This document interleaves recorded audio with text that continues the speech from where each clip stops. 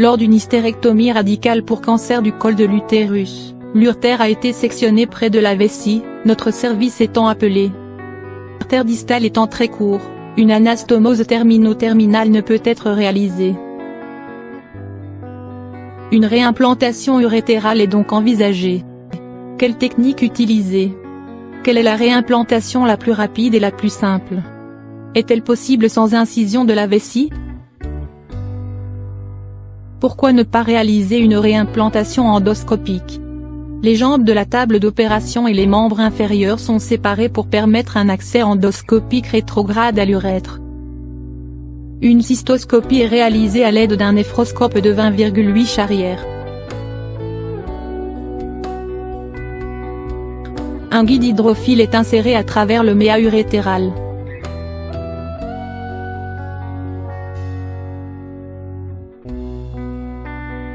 Ce dernier est récupéré dans le champ opératoire, puis introduit dans l'extrémité urétérale proximale. Un fil de suture en vicryl de 2,0 est passé à travers l'extrémité urétérale proximale. Les fils sont laissés longs et un nœud est réalisé à l'extrémité des deux fils pour former une boucle. Un ballon urétéral de 18 Charrière est introduit sur le guide. L'orifice urétéral et l'urtère distal sont dilatés à 18 Charrière.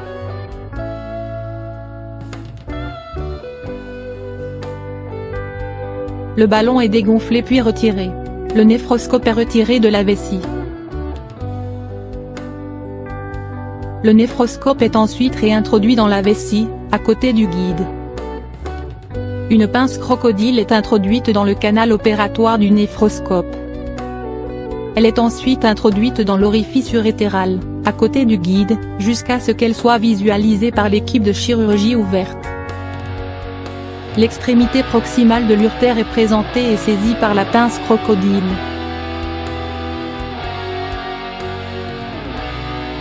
La pince est retirée progressivement.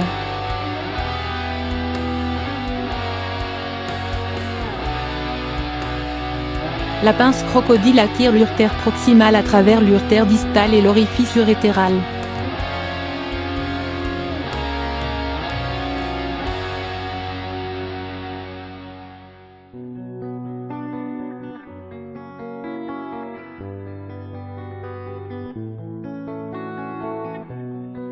L'urtère est libérée.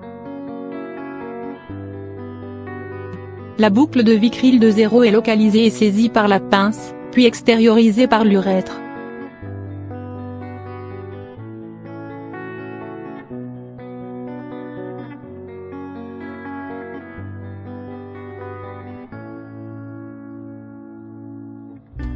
Elle est mise en traction pour fixer l'urtère.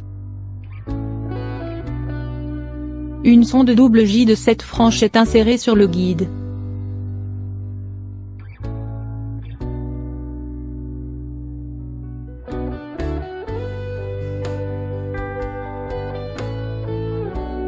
L'équipe de chirurgie ouverte fixe l'urtère à la vessie par 4 points de suture de vicryl 4,0.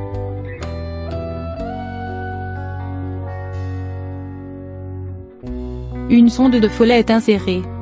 La boucle de vicryl est placée en légère traction sur la cuisse médiale et fixée avec des sparadraps.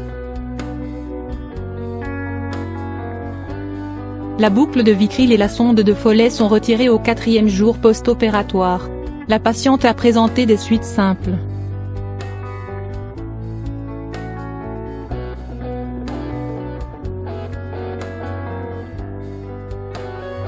La sonde JJ a été retirée un mois plus tard.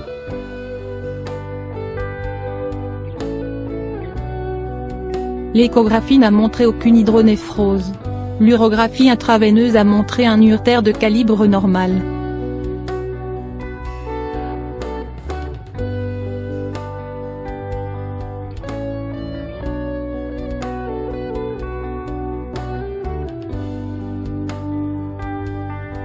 Avantage de cette technique. Rapide à réaliser, quelques minutes seulement après changement de position des membres inférieurs et mise en place du champ opératoire. L'orifice urétéral reste inchangé grâce à son mécanisme anti-reflux. Il est situé dans le trigone fixe, ce qui le rend insensible au mouvement de la paroi vésicale lors des phases de remplissage et de vidange. Il est plus facile à localiser et à cathétériser pour un éventuel accès endoscopique. Inconvénient de cette technique. Elle n'est possible qu'en cas de traumatisme urétéral proche de la vessie, avec une longueur d'urtère suffisante. L'urtère doit être suturée sans traction excessive. Amélioration et utilisation possible. Pour éviter la traction de la boucle de Vicryl, l'urtère peut être suturée à la vessie. Notre technique de suture endoscopique utilise un porte-aiguille laparoscopique par le canal opérateur du néphroscope. Cette technique est utilisée pour fermer l'orifice urétéral avant le décollement de l'urtère distale, puis la vessie lors de la première partie de la néphro-urétérectomie. Cela pourrait permettre un retrait précoce de la sonde de Foley, éventuellement dès le premier jour post-opératoire. Cette technique peut être un bon complément à la laparoscopie.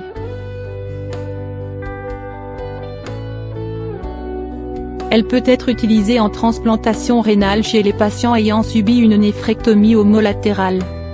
Cette technique de réimplantation endoscopique de vessie par voie transurétérale a été utilisée dans 3 cas avec de bons résultats.